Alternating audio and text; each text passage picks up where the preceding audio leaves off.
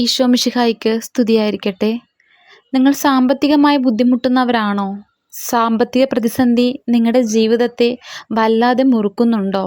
നിങ്ങളുടെ കഴിവും നിങ്ങൾക്കുള്ള മുഴുവൻ സമയവും നിങ്ങൾ അതിനുവേണ്ടി വിനിയോഗിച്ചിട്ടും, നിങ്ങൾ ദൈവത്തോട് ചേർന്നിരുന്നിട്ടും, ദൈവത്തിന് മുഴുവനായി നിങ്ങളെ സമർപ്പിച്ചിട്ടും നിങ്ങൾ സാമ്പത്തികമായി ബുദ്ധിമുട്ടുന്ന അവസ്ഥകൾ ഉണ്ടായിക്കൊണ്ടിരിക്കുന്നത് എന്താണെന്ന് നിങ്ങൾ ചിന്തിച്ചു നോക്കിയിട്ടുണ്ടോ? മറ്റുള്ളവർ പെട്ടെന്ന് സാമ്പത്തികമായി മുന്നേറുമ്പോൾ നിങ്ങൾ എപ്പോഴും തകർന്നിരിക്കുന്ന അവസ്ഥയിലാകുന്നുണ്ടോ എന്ന് നിങ്ങൾ ചിന്തിച്ചു കൊണ്ടിരിക്കുകയാണോ? ഇത് ശിക്ഷയാണോ അതോ ദൈവത്തിൻ്റെ ഹിതമാണോ? ദൈവിക ലക്ഷ്യം വേറെ എന്തെങ്കിലും ഉണ്ടോ? നിങ്ങൾ സാമ്പത്തികമായി ബുദ്ധിമുട്ടുന്നു എന്നുള്ളതിൻ്റെ കുറച്ച് കാരണങ്ങൾ ഞാൻ ഇന്നിവിടെ വെളിപ്പെടുത്തുന്നു. അവസാനം വരെ വീഡിയോ കണ്ട് ഇതിൽ ഏതാണ് നിങ്ങളുടെ അവസ്ഥയെന്ന് വിലയിരുത്തുക. ഒന്നാമതായി, സാമ്പത്തിക ഞെരുക്കം ദൈവം ഇല്ലാത്തതിൻ്റെ അടയാളമല്ല. അത് അവൻ്റെ സർവശക്തിയുള്ള കൈകളിലെ ഉപകരണമാണ്. നമ്മളെ നശിപ്പിക്കാൻ ദൈവം അത് ചെയ്യില്ല. നമ്മൾ ഭൗതികമായിട്ടുള്ള കാര്യങ്ങളിൽ കൂടുതൽ തൽപരരാവുകയും ആത്മീയ വളർച്ച ഇല്ലാതിരിക്കുകയും ചെയ്യുന്നത് അതിൽ ഒരു തടസ്സമായി മാറുന്നു. ദൈവം ആഗ്രഹിക്കുന്ന ആത്മീയ ലോകത്തേക്ക് നമ്മൾ എത്താതിരിക്കുകയും സാമ്പത്തികമായി ഭൗതികമായ ലോകത്തേക്ക് നമ്മൾ കൂടുതലായി എത്തുകയും സമ്പത്ത് കൊണ്ട് നമുക്ക് ലോകം നമ്മളെ പ്രോത്സാഹിപ്പിക്കും. ഇസ്രായേൽ മക്കൾക്ക് മരുഭൂമിയിൽ വിശന്നപ്പോൾ ദൈവം സ്വർഗീയ മന്ന കൊണ്ട് അവരെ തൃപ്തരാക്കി. ദൈവത്താൽ തിരഞ്ഞെടുക്കപ്പെട്ടവരെ ദൈവം ഈ അടിസ്ഥാനങ്ങൾ പഠിപ്പിക്കുന്നു. സാമ്പത്തിക ബുദ്ധിമുട്ടുകൊണ്ട് നമ്മൾ വലയുമ്പോൾ വിശ്വാസത്തിൽ നമ്മളെ ആഴത്തിലാക്കുന്നു. തെറ്റായ സുരക്ഷിതത്വം ഒഴിവാക്കപ്പെടുന്നു. ദൈവത്തെ കൂടുതൽ വിശ്വസിക്കുകയും നിങ്ങൾ പണത്തിൻ്റെ കുറവുണ്ടെങ്കിലും നിങ്ങൾ ഉപേക്ഷിക്കപ്പെടുന്നില്ല. രണ്ടാമതായി, നല്ലതിനായി ദൈവം നിങ്ങളെ ഒരുക്കുന്നു. നിങ്ങളുടെ ഹൃദയത്തിൻ്റെ ഉപദേശങ്ങളിൽ നിങ്ങൾ പരീക്ഷിക്കപ്പെടുന്നു. നിങ്ങൾ ദൈവത്തെ സ്നേഹിക്കുന്നോ സമ്പത്തിനെയാണോ സ്നേഹിക്കുന്നത് എന്ന് ദൈവം ഉറ്റുനോക്കിക്കൊണ്ടിരിക്കുന്നു. ദൈവം അത് മനസ്സിലാക്കിക്കൊണ്ടിരിക്കുന്നു. മത്തായി 6:24 പറയുന്നു, 2 യജമാനന്മാരെ സേവിക്കാൻ നിങ്ങൾക്ക് കഴിയുകയില്ല. ദൈവത്തെയും മാമോനെയും സേവിക്കാൻ നിങ്ങൾക്ക് സാധിക്കുകയില്ല.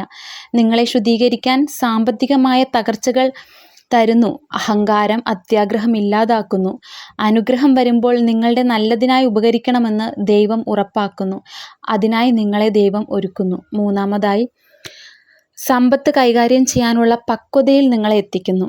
നമുക്ക് സമ്പത്ത് നമ്മുടെ കൈകളിലേക്ക് വന്നു കഴിയുമ്പോൾ സാമ്പത്തികമായ പക്വത നമുക്കില്ലെങ്കിൽ അത് പല രീതിയിൽ ദുരുപയോഗപ്പെട്ടേക്കാം.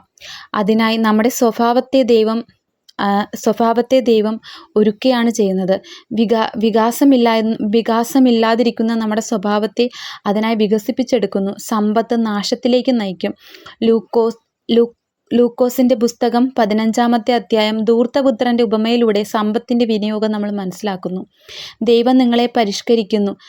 താഴ്മയും ഉത്തരവാദിത്വവും ജ്ഞാനവും നിങ്ങൾക്ക് നൽകുന്നു. നിങ്ങൾ ഇതെല്ലാം നേടിക്കഴിയുമ്പോൾ സമ്പത്ത് വെറുതെ ചിലവാക്കി കളയില്ല. ദൈവം അതിന് നിങ്ങളെ ഇടവരുത്തുകയുമില്ല. അവൻ്റെ രാജ്യത്തിനായി നിങ്ങളത് കൈകാര്യം ചെയ്യും.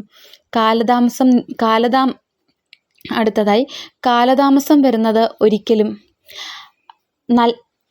നിങ്ങൾക്ക് ദൈവം സമ്പത്ത് തരാതിരിക്കാൻ വേണ്ടിയല്ല, നിങ്ങൾക്ക് നല്ലത് മാത്രം ദൈവം തരാൻ വേണ്ടിയാണ് കാലതാമസങ്ങൾ വരുന്നത്. പലരുടെയും വ്യക്തിജീവിതങ്ങളിൽ ചില സാമ്പത്തികമായ ബുദ്ധിമുട്ട് വരുമ്പോൾ കാലതാമസങ്ങൾ അനുഭവപ്പെട്ടേക്കാം, തടസ്സങ്ങൾ അനുഭവപ്പെട്ടേക്കാം. അത് ദൈവത്തിൻ്റെ ഹിതം അവരുടെ ജീവിതത്തിൽ പ്രകടമാകുന്നതിന് വേണ്ടിയാണ്. അടുത്തതായി, സാമ്പത്തിക ബുദ്ധിമുട്ട് ആത്മീയ യുദ്ധത്തിൻ്റെ ഫലമായിരിക്കും. ആത്മീയമായി നമ്മൾ യുദ്ധം ചെയ്തുകൊണ്ടിരിക്കുമ്പോൾ നമ്മളെന്നും പള്ളിയിൽ പോകുന്നവരായിരിക്കാം, പ്രാർത്ഥിക്കുന്നവരായിരിക്കാം, ആത്മീയമായി നമ്മൾ വളർന്നുകൊണ്ടിരിക്കാം. അപ്പോൾ നമുക്ക് ഭയങ്കരമായി സാമ്പത്തിക ബുദ്ധിമുട്ട് അനുഭവിക്കുന്നുണ്ടെങ്കിൽ നമ്മൾ ആ സാമ്പത്തിക ബുദ്ധിമുട്ടുകളെല്ലാം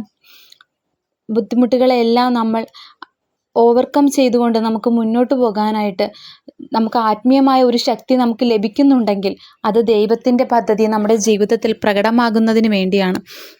അത് നിങ്ങൾ തിരിച്ചറിയേണ്ടിയിരിക്കുന്നു. നമ്മുടെ ശത്രുക്കൾ നമുക്ക് ഉണ്ടായേക്കാവുന്ന ആത്മീയതയിൽ നിന്ന് നമ്മളെ മറിച്ചിടാൻ ശത്രുക്കൾ പ്രതിരോധം സൃഷ്ടിച്ചുകൊണ്ടേയിരിക്കുന്നു. എഫേസ്യോസ് 6:12 ഇത് വ്യക്തമായി പറയുന്നുണ്ട്. അടുത്തതായി, മഹത്തായ കാര്യങ്ങൾക്കുള്ള തയ്യാറെടുപ്പിൻ്റെ ഒരു സീസണാണ് നമ്മുടെ ജീവിതത്തിലേക്ക് വരാൻ പോകുന്ന. മഹത്തായ നല്ല കാര്യങ്ങൾക്ക് വേണ്ടി നമ്മളെ ദൈവം ഒരുക്കി തീർക്കുകയാണ്. ആ ഒരുക്കി തീർക്കുന്നതിന് വേണ്ടി രാജാവായി മാറുന്നതിന് മുൻപ് ദാവീദ് ആടുകളെ മേയിച്ചതുപോലെ, ജോസഫ് സഹോദരന്മാരിൽ നിന്നും പരീക്ഷകളാൽ വലയപ്പെട്ടതുപോലെ അതിനായി ദൈവം നിങ്ങളെ രൂപപ്പെടുത്തുന്നു. റോമർ 5:3-4 ഇത് പറയുന്നുണ്ട്. അടുത്ത 6-ാമതായി, സമ്പത്തിൻ്റെ അനുഗ്രഹങ്ങളിൽ നിന്നും നമ്മൾ സംരക്ഷിക്കപ്പെടുന്നു. അഹങ്കാരത്തിനും അത്യാഗ്രഹത്തിനും ശക്തയായ ആത്മാക്കൾ പോലും പരീക്ഷിക്കപ്പെട്ടിട്ടുണ്ട്. സമ്പത്തിൻ്റെ അനുഗ്രഹങ്ങളിൽ കൂടുതൽ വലയം ചെയ്യപ്പെട്ട് സമ്പത്തിന് മുൻതൂക്കം കൊടുത്ത് ജീവിച്ചു പോയിട്ടുണ്ട്.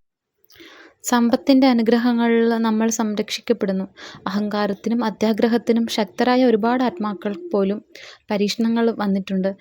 അഹങ്കാരത്തിലും അത്യാഗ്രഹത്തിനും കൂടുതൽ മുൻതൂക്കം കൊടുക്കുകയും സാമ്പത്തികമായി കൂടുതൽ പണം നമ്മുടെ മുൻപിൽ കുന്നുകൂടുകയും ചെയ്യുമ്പോൾ അങ്ങനെ പല ആത്മാക്കൾക്കും ശക്തമായ പോരാട്ടങ്ങൾ അവരുടെ ജീവിതത്തിൽ അവർക്ക് സഹിക്കേണ്ടി വന്നിട്ടുണ്ട്.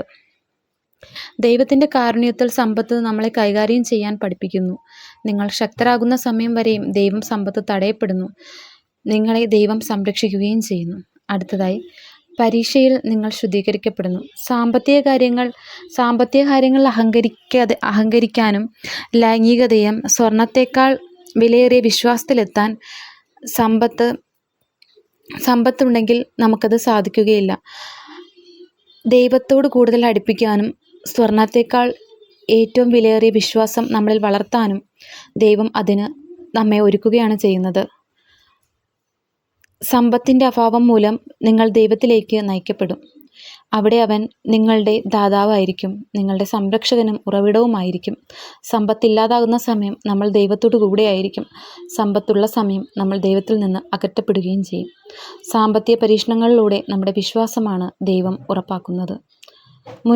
അടുത്തതായി, മുൻപ് ലഭിച്ച സാമ്പത്തികതയുടെ ദുരുപയോഗം.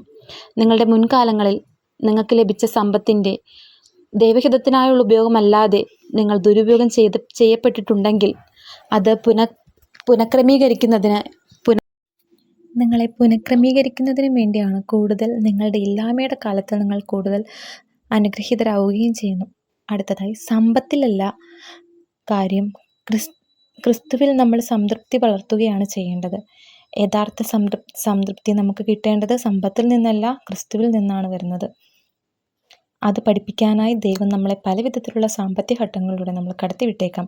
ദൈവത്തിലുള്ള വിശ്വാസം വഴി, നമുക്ക് ദൈവത്തിനോടുള്ള സ്നേഹം വഴി, ദൈവത്തിനോടുള്ള ആരാധന വഴി നമ്മുടെ സാമ്പത്തിക വളർച്ചയിൽ നമുക്ക് മുന്നോക്കമുണ്ടാവുകയും ദൈവം സാമ്പത്തികമായി നമ്മളെ അനുഗ്രഹിക്കുകയും ഫിലിപ്പിയർ 4:19 പറയുന്നത് പോലെ ദൈവം തൻ്റെ സാമ്പത്തിക സ്രോതസ്സിൽ നിന്നും നമുക്ക് ആവശ്യമുള്ളതെല്ലാം തരും എന്നുള്ളതുപോലെ ഏഷ്യ 45:2-3 പറയുന്നത് പോലെ ഞാൻ നിനക്ക് മുമ്പേ പോയി ഇരുമ്പോടാമ്പലുകൾ ഉടയ്ക്കുകയും ചെയ്യും, നിനക്ക് ആവശ്യമുള്ളതെല്ലാം ഞാൻ നൽകുകയും ചെയ്യും എന്ന് പറയുന്നത് പോലെ നമ്മുടെ സാമ്പത്തിക സ്രോതസ്സ് നമ്മുടെ ദൈവത്തോട് നമ്മൾ ചേർന്ന് നിൽക്കുമ്പോൾ ദൈവം നമുക്ക് നേടിത്തരുന്നു. നിൻ്റെ ഭാരം കർത്താവിനെ ഏൽപ്പിക്കുക, അവിടുന്ന് നിന്നെ താങ്ങിക്കൊള്ളും. എല്ലാവരെയും ദൈവം അനുഗ്രഹിക്കട്ടെ. സാമ്പത്തിക പ്രതിസന്ധികളിലൂടെ കടന്നു പോകുന്ന എല്ലാവർക്കും നമുക്ക് ദൈവത്തോട് ചേർന്ന് ദൈവത്തിൻ്റെ വചനത്തിൻ്റെ അഭിഷേകത്തിൽ നമുക്ക് ഒന്നു ചേർന്ന് നമുക്ക് പ്രാർത്ഥിക്കുകയും ചെയ്യാം. ആമേൻ.